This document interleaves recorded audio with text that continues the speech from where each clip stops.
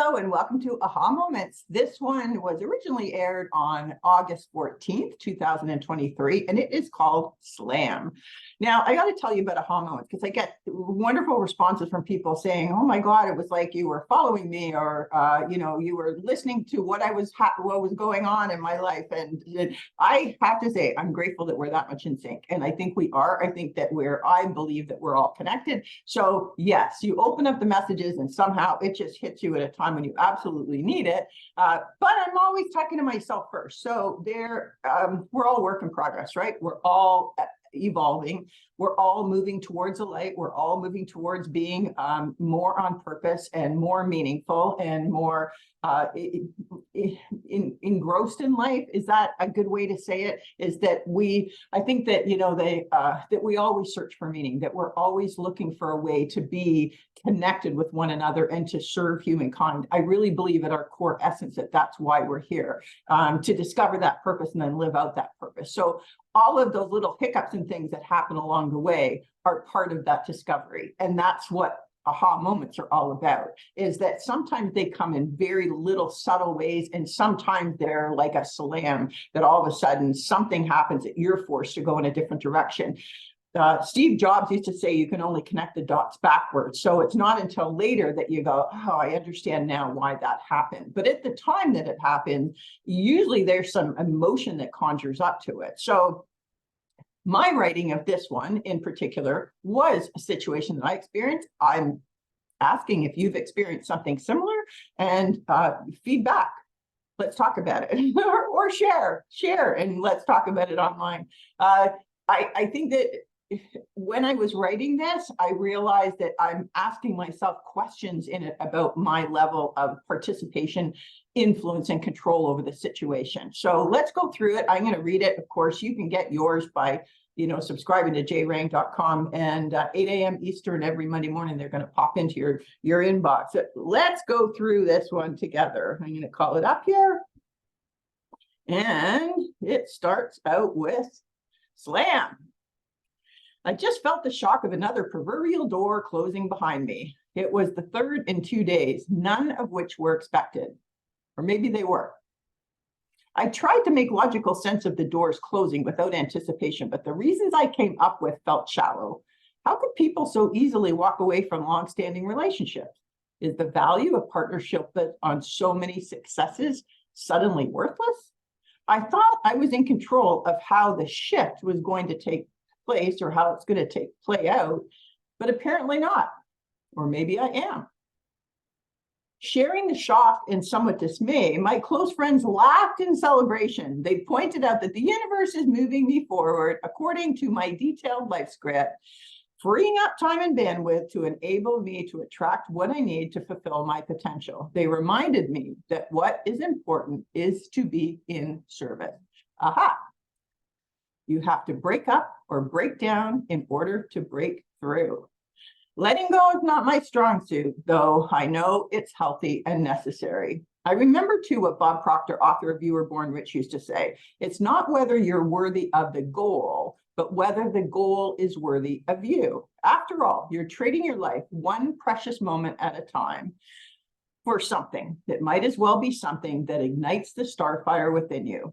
My vision for what's next is extremely clear in my mind's eye. It's also bold undertaking. It requires belief and courage, but being all in with it, I realize the disruption that will come on the path. Thanks to like-minded friends who mirror the gifts of awareness back to me, and those I am attracting who see the need and want to participate, I realize the importance of release in order to maintain the vibe of highest good. Life is not supposed to be easy. It's supposed to be meaningful. How are you at saying goodbye? Oh, that was something. So the slam was a couple of people that I had been working with for a while, and we've been through a lot together. Our relationships, I felt, were very meaningful, and business that I was expecting to transpire all of a sudden just got given to somebody else, just sort of out of the blue. And I know it's not out of the blue as I say that, but when I mentioned that I was, very clinical in how I was looking at it initially, I was looking at it and I was dissecting the relationship. And of course, my thing always is, what did I do to participate in that? Did I do something wrong? And I look back at my behavior and I look back at my communication and I look to see if somehow I contributed to that. Assuming, but which is, the shock of it is that it's a negative thing, right? And so as I went through that, I started to take a little bit of a step back. And that's why I asked the questions when I was writing, is that, am I actually influencing this? And my friends kind of laughing in celebration, saying, hey, look, you are, when I talk about the shift, I'm in the position of launching 50 simple ways to release the shackles of self-sabotage.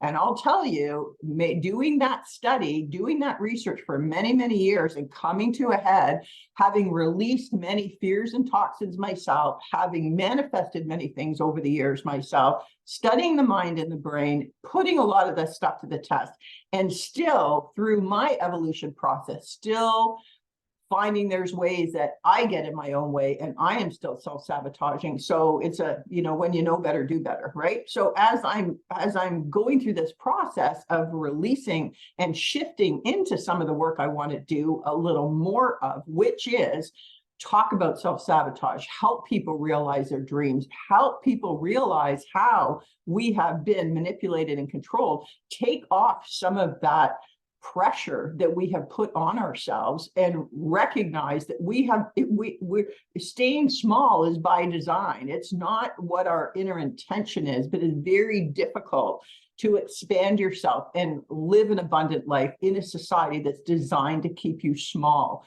That's it in a nutshell. So I know I'm not the first to talk about this, but I'm talking about it in a few different ways. One is that everything that we learn, I believe, is one aha moment at a time. So it's these constant little pivotal shifts that happen. So it's very important that every time one of those ahas come, that we don't feel victimized, that we look at it and say, how does that play into the bigger picture? And this is what my friends were mirroring back when I was like, holy cow, like slam, slam, slam. There were 3 of them in 2 days. And they thought it was, they kind of said, well, what did you expect? Like you're going in a different direction. You only have so much bandwidth. You can't hold on to the past and go into the future. So while I agreed with them, I said, I thought I was going to have a little more control over this shift. I was going to be able to release as I wanted to. But I think the universe, I have felt strongly about this, that the universe is pushing me. I say guiding me, but there are times when it is pushing me to do this work. And so it's exciting work. I love doing the work. I can't wait to share more of it with you.